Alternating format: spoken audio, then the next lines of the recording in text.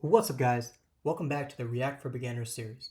In part 1, we installed React and started our development server. In this tutorial, we will go through the folder structure and understand the elements in our React project.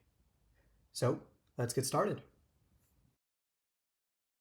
Alright guys, in order for us to open up our project folder, we're going to head over to the Explorer icon and click on it.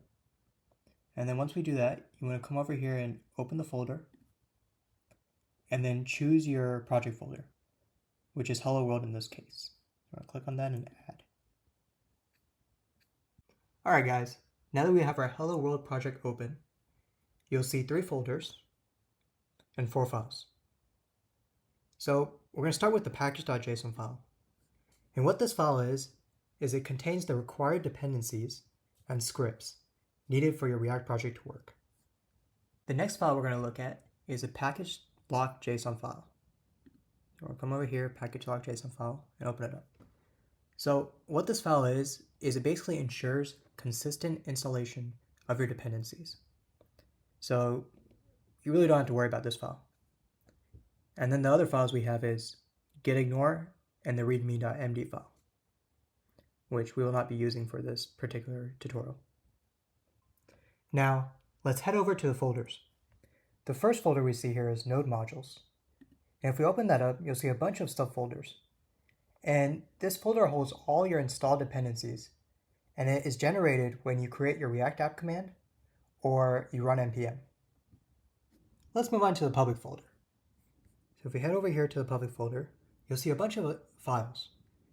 So the main files we'll be looking at is the favicon, the index.html, and the manifest.json. So what the favicon is, it's a little icon that appears on your browser. If you go to index.html, this is the only HTML file in your React project. Typically, you won't be adding any code. You might make some minor changes to the title or the header tags, but not any major changes. You want React to handle all the user interface. And then if we head over to manifest.json, this file is basically concerned with progressive web apps, which basically allows your React app to work on any platform.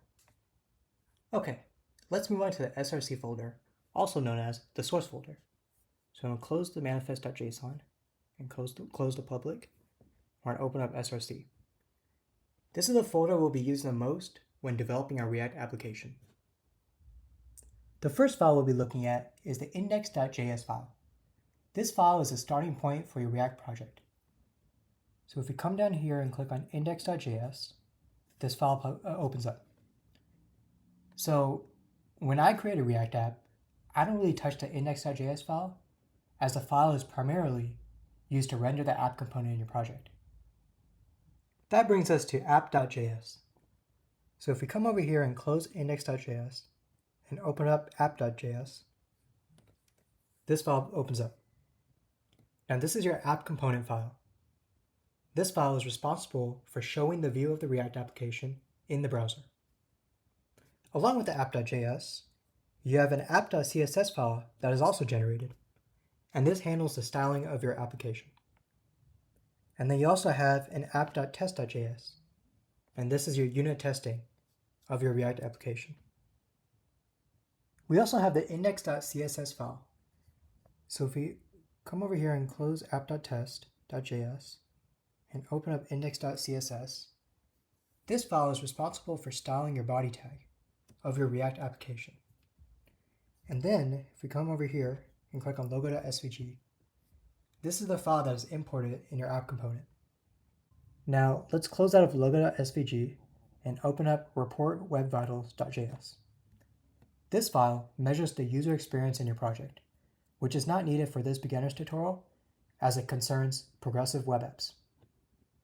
And last but not least, let's go to the setup.test.js file. This file is used to include test configurations of your React application. Alright guys, we have gone through the folder structure of our React project. And in the next video, we will code a simple Hello World program.